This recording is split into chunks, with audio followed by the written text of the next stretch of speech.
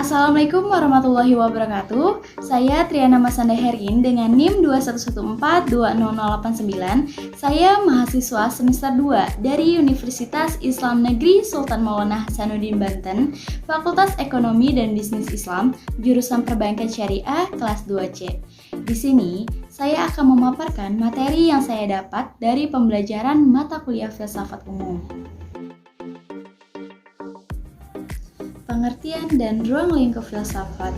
Pengertian filsafat secara etimologi.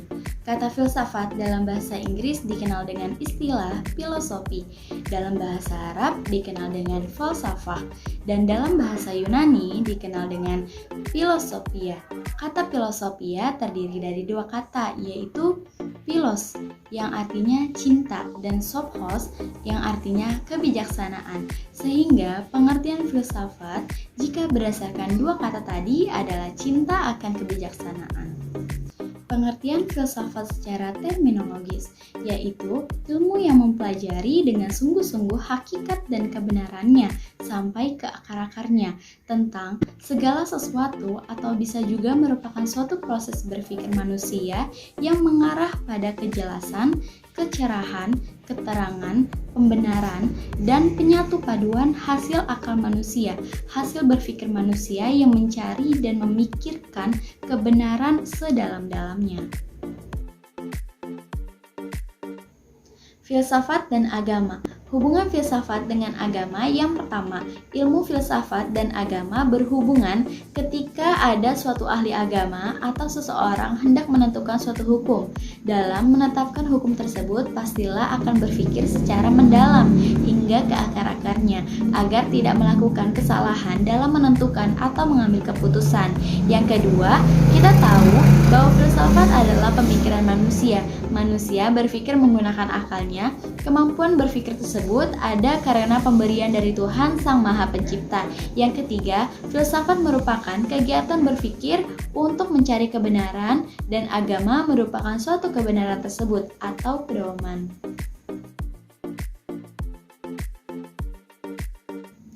Sejarah filsafat zaman Yunani kuno. Filsafat Yunani kuno muncul pada abad ke-6 sebelum Masehi, berlangsung hingga pada zaman klasik atau pada periode Helenistik. Pada masa itu, mereka mempunyai sistem kepercayaan bahwa segala sesuatu harus diterima sebagai sesuatu yang bersumber pada mitos atau dongeng-dongeng. Sejarah filsafat zaman pertengahan dan modern. Zaman abad pertengahan. Periode abad pertengahan mempunyai perbedaan yang mencolok dengan abad sebelumnya. Perbedaan itu terutama terletak pada dominasi agama. Terdapat dua sikap masyarakat terhadap pemikiran Yunani, yaitu yang pertama, golongan yang menolak sama sekali pemikiran Yunani, karena pemikiran Yunani merupakan pemikiran orang kafir, mereka dianggap tidak mengakui wahyu.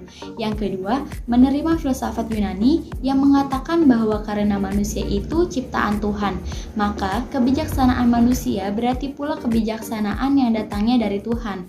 Mungkin akal tidak dapat mencapai kebenaran sejati, oleh karena itu dapat dibantu oleh wahyu. Filsafat pada abad pertengahan ini terdiri dari dua periode, yaitu periode patristik dan periode skolastik. Periode patristik berasal dari kata Latin, yaitu patres, yang berarti bapak-bapak gereja, yaitu ahli agama Kristen pada abad permulaan agama Kristen. Periode skolastik, periode ini berlangsung dari tahun 800 sampai 1500 Masehi. Zaman modern. Zaman modern dimulai dengan masa Renaissance, yang berarti kelahiran kembali, yaitu usaha untuk menghidupkan kembali kebudayaan klasik Yunani Romawi. Zaman modern ini ditandai dengan munculnya rasionalisme. Mereka menekankan pentingnya rasio atau akal budi manusia pada abad ke-18, terkenal dengan zaman pencerahan, dengan munculnya tokoh-tokoh empirisme. Baik, itu saja yang dapat saya sampaikan mengenai materi filsafat umum. Semoga bermanfaat bagi kita semua. Terima kasih. Wassalamualaikum warahmatullahi wabarakatuh.